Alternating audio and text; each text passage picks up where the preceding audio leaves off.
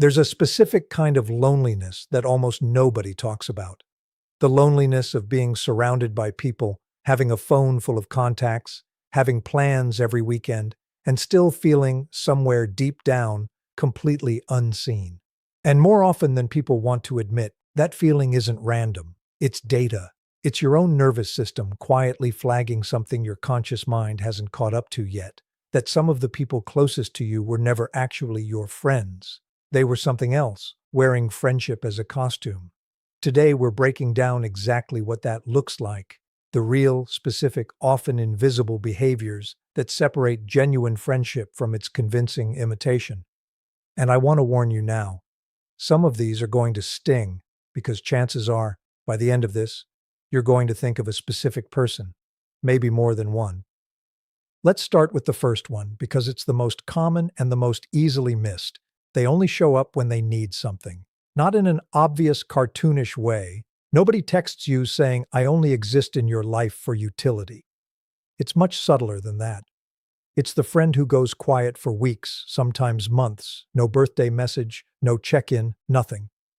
And then suddenly reappears the moment they need a favor, an ear to vent into, a couch to crash on, or a boost to their ego after a bad day. And here's the trap, the exact reason this one is so hard to catch in real time. When they do reach out, they're often warm, genuinely warm even, which makes it feel like proof of friendship rather than what it actually is, proof that they know exactly which button to press to get what they need from you.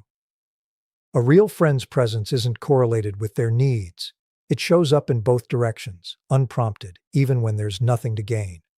A fake friend's presence tracks their needs almost perfectly, and if you were to actually chart it out when they reach out versus when you reach out and hear nothing back, the pattern becomes almost mathematically obvious. It's just that nobody sits down and charts their friendships, so the pattern hides in plain sight for years. The second thing fake friends do, and this one is sneakier because it disguises itself as support. They respond to your good news with something that feels like enthusiasm, but somehow leaves you feeling smaller instead of celebrated. You tell them about a promotion, and instead of pure excitement, you get, "Wow, that's crazy. I didn't think that role would go to someone like you," delivered with a laugh, so it reads as a joke, but it lands somewhere much deeper. You tell them about a new relationship, and you get, "Well, let's see how long this one lasts." Again, wrapped in humor, so if you react, you're the one being too sensitive.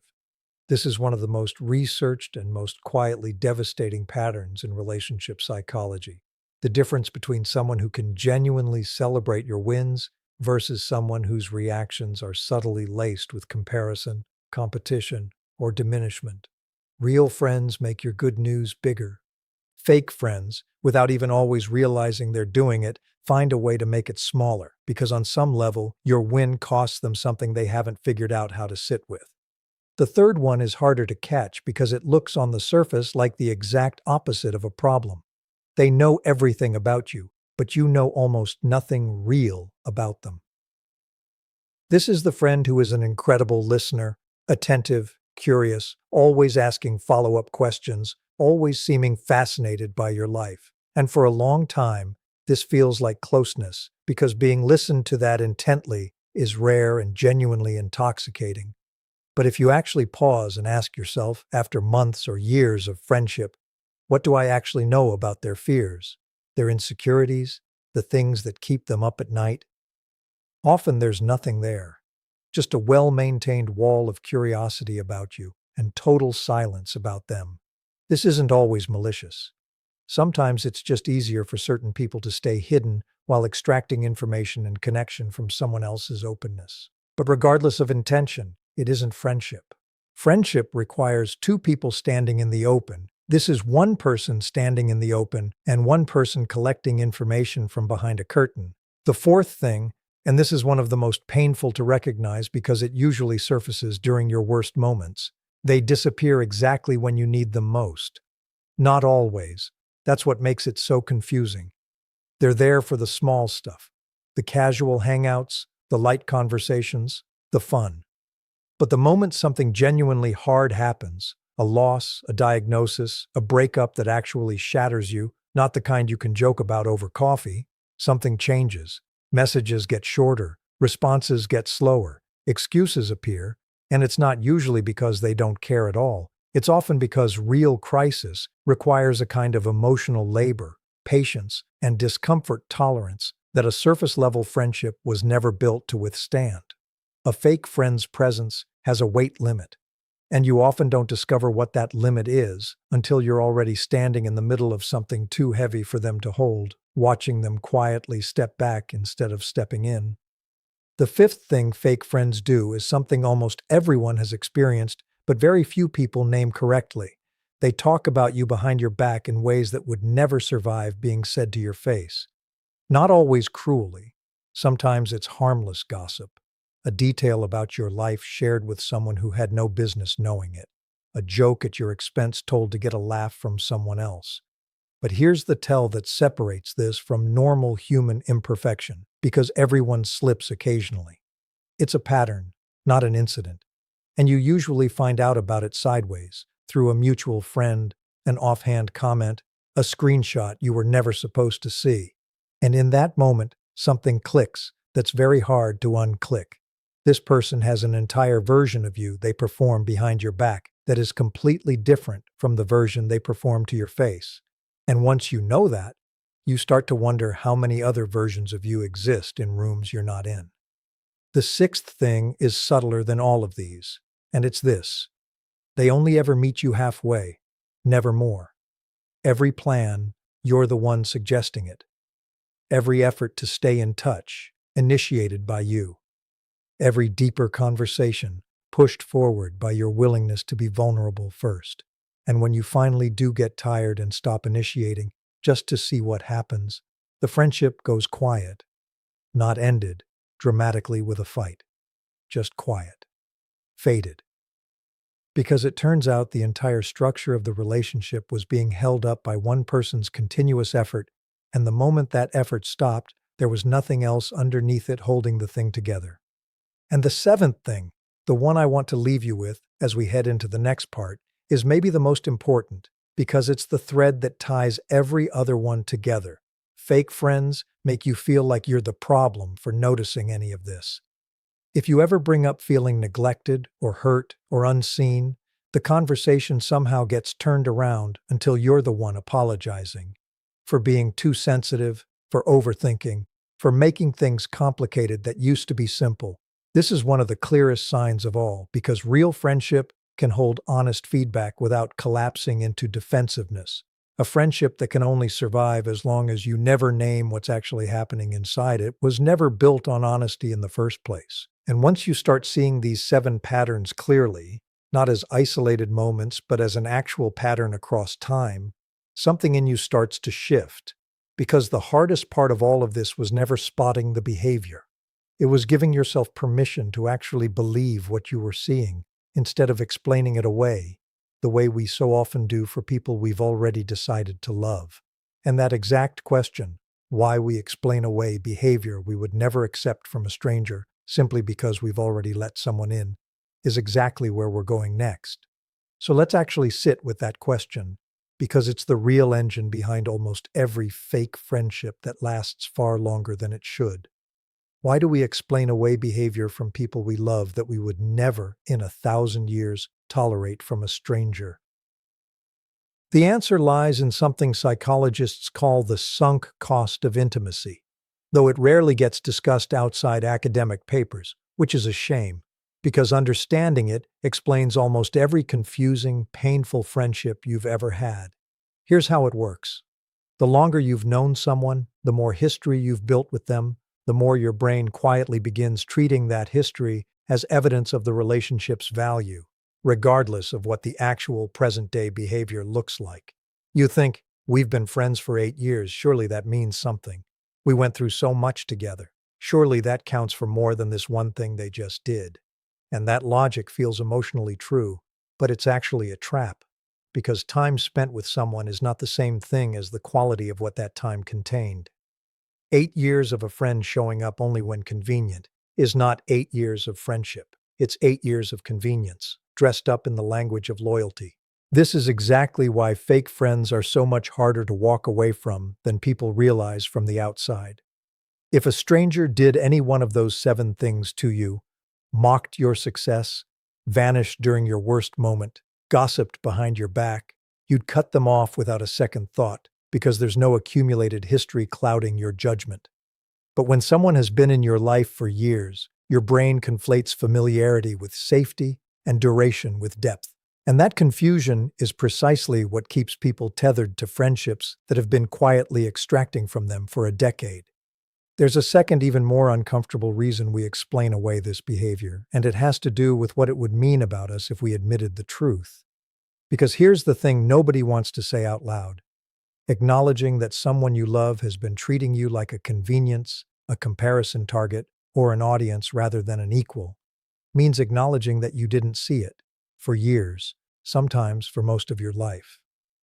And for a lot of people, the discomfort of admitting, I let this happen to me for a long time, feels worse in the moment than simply continuing to endure the friendship. So the mind does something almost merciful in a twisted way. It keeps generating explanations. They're just going through a lot right now. That's just how they show love. They don't mean it like that. Each excuse costs you nothing today and protects you from a much harder truth about yesterday. But the bill for all of it comes due eventually, usually all at once, in a moment that finally makes the pattern impossible to unsee. So let's talk about what actually needs to happen once you can't unsee it anymore.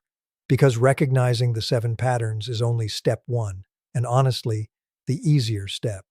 The harder step is deciding what you're going to do with what you now know, and I want to walk you through this carefully. Because there isn't one right answer for every relationship, but there is a right process for arriving at your own answer. The first thing to understand is that not every fake friend behavior requires a full amputation. Some of what we've talked about today comes from real, if flawed, human beings who are simply operating from their own unprocessed insecurity, competitiveness, or emotional avoidance, not from a deliberate intention to use you.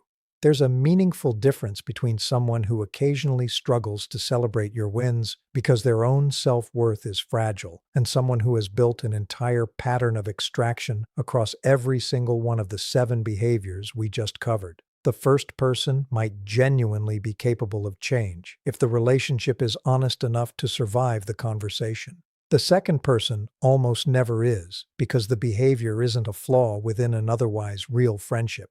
It is the entire architecture of the relationship. This is where the actual test comes in, and it's simpler than people expect. Can you name the pattern to their face, calmly, without accusation, and see what happens? Something as simple as, hey, I've noticed I'm usually the one reaching out first, and it's starting to wear on me. And then watch, very closely, not just what they say, but what they do differently afterward.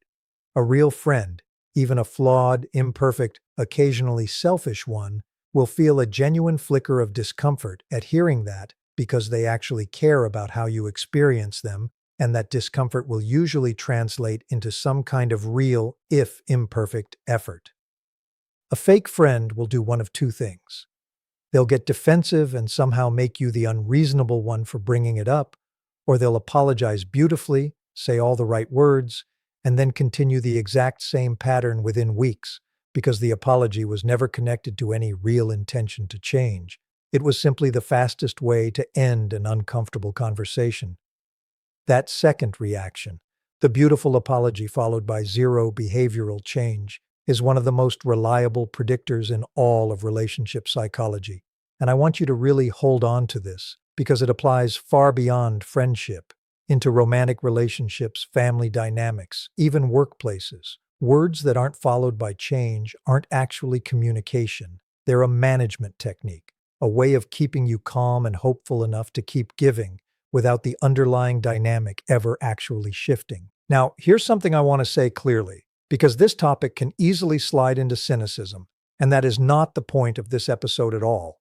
Recognizing fake friendship is not about becoming suspicious of everyone, walling yourself off, or treating every relationship like a threat to be audited. That would just trade one kind of loneliness for another. The actual goal here is much more specific. learning to notice the difference between effort and performance, between presence and convenience, between someone who shows up because they genuinely value you and someone who shows up because it currently benefits them too. That distinction, once you can actually see it clearly, changes the entire way you experience every relationship in your life, not just the bad ones. It also makes you appreciate far more deeply the handful of people who have quietly, consistently, without any fanfare, been doing the opposite of everything on this list the whole time. Because here's what I think gets lost in every conversation about fake friends, and it's the note I want to end on. The existence of fake friendship doesn't mean real friendship is rare, or that people can't be trusted, or that vulnerability is dangerous. It means the real thing is more valuable than we've been taught to notice, precisely because it's quiet. Real friends rarely announce themselves. They don't perform loyalty for an audience. They just show up consistently in the small, unglamorous moments nobody else is watching. The ride to the airport at 5 in the morning, the phone call at midnight when everything falls apart, the genuine, unclouded joy on their face when something good happens to you and they don't need it to happen to them too. So here's what I want you to do with everything we've talked about today. Not build a wall, not audit every relationship in your life with suspicion. Just start paying attention, really paying attention, to the pattern, not the moment. One bad reaction to good news doesn't make someone a fake friend. 8 years of it does. One quiet week during a busy season doesn't make someone unreliable. Vanishing every single time things get hard does. The individual moments lie, the pattern never does. And I want to leave you with this image because I think it captures the entire emotional weight of what we've covered today better than any explanation could. Picture two houses side by side, both looking from the street, almost identical. Same size, same windows, same warm light glowing from inside at night. From the outside, you'd never be able to tell them apart. But walk into the first house, and you'll find that behind the walls, there's nothing holding it up. No real foundation, no beams, just a facade built to look occupied, built to be seen, built to be convenient to visit when the weather's good and inconvenient the moment a storm rolls in. The first sign of real weather, and that house doesn't creak, doesn't bend, doesn't even try. It simply comes apart because it was never built to hold anything, only to look from a distance like it could. Walk into the second house, and you'll find something completely different. Not fancier, not louder, often not even as impressive from the street. But underneath, there are beams that have been tested by every storm that's ever passed through, foundations poured slowly, patiently, by someone who wasn't trying to impress anyone walking by. And when the weather turns, and it always turns, eventually, for everyone, this is the house still standing in the morning. Not because it never shook, because it was built by someone who actually intended for you to live there, not just visit. Somewhere in your life right now, both of these houses exist, and the work, the real work, isn't building higher walls to protect yourself from the first kind. It's finally learning to recognize the difference, so that when the storm comes, and it will, you already know exactly which door to knock on.